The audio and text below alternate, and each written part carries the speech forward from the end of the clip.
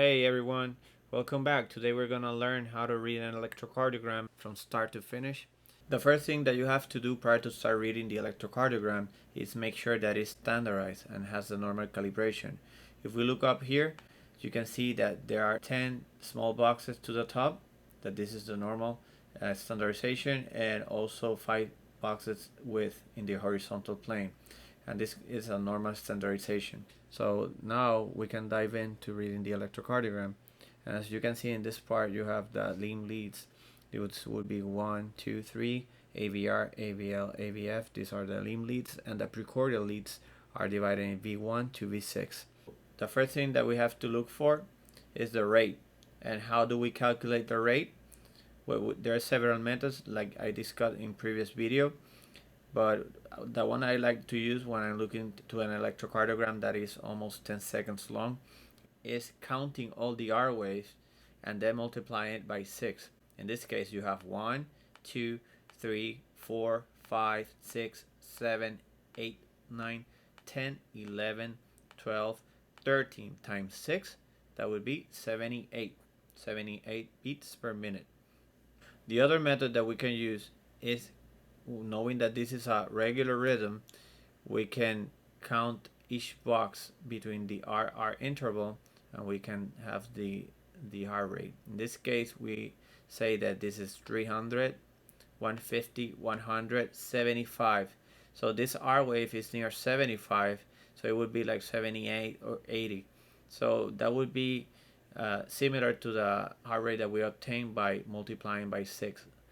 And after we have that, we know that this is a 78 beats per minute. So what we do now is we look for regularity to see if this is a regular or irregular rhythm. So we have here our caliper and we see that this seems to be a very regular rhythm. So now we have here a normal sinus rhythm at a rate of 78 beats per minute. So what's the next step? The next step is to know what's the main vector of the QRS depolarization. So how do we know that? So we look to the limb leads. Okay, so if we have one that is positive, that means that the main deflection is positive, and AVF that is also positive. This constitutes a normal axis. So we're determining the axis when lead 1 and AVS are upright.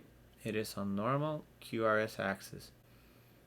Okay, now that we know the QRS axis, we move to look for the P wave first to see if there's enlargement. And how do we know that?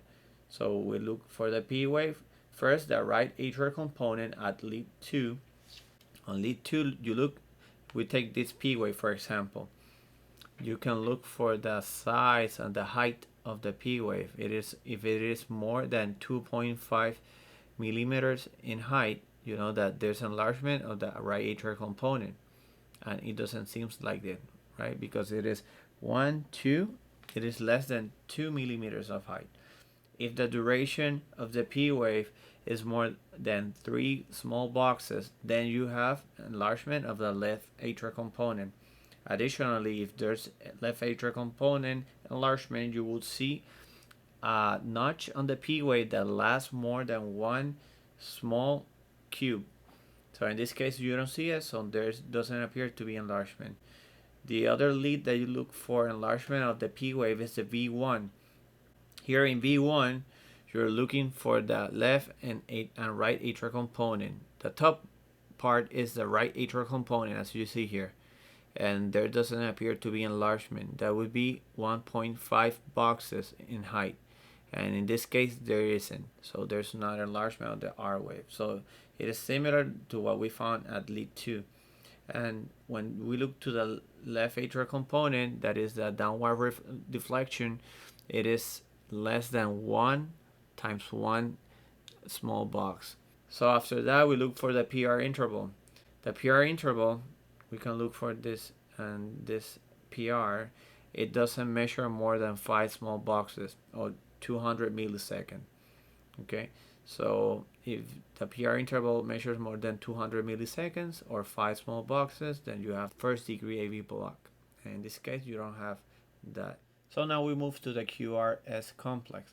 In the QRS complex, we're looking for abnormal Q wave that signifies there's a myocardial scar or a prior infarction. And here I don't see any Q wave. And now we look for the QRS complex. And the QRS complex normally lasts less than zero point 0.1 millisecond. In this EKG, I don't see that the QRS lasts more than that. Probably zero point 0.8 milliseconds. So when we are done examining the QRS duration, we look for the ST segment, specifically ST segment elevation or depressions, and scanning around, we don't see any problems with the ST segment. In this case, there's no hypertrophy of ventricles, but in next videos, we're gonna look for examples of hypertrophy and we can discuss it in more detail. Now, lastly, you look for the QT interval. The QT interval, if we take this R interval, doesn't seem to be prolonged, and that is if we make an imaginary line here between the R interval, the QT interval, that this is the QT interval, is not more than half the RR interval. So there doesn't appear to be prolongation of the QT segment. Interestingly, in this EKG, you can see another wave. Let's see, someone knows the name of this wave. Okay, you got the P, QRS, T, and this is the U wave. And the U wave sometimes can be seen under normal conditions and shouldn't be larger than the T wave. But here you have a U wave. So we're gonna wrap this up. So this EKG demonstrates a normal sinus rhythm at a 78 beats per minute without signs of enlargement of any of the chambers or conduction blocks. If you like this video, please leave us a thumbs up and also subscribe for more videos, and also don't forget to leave your feedback. Thank you very much.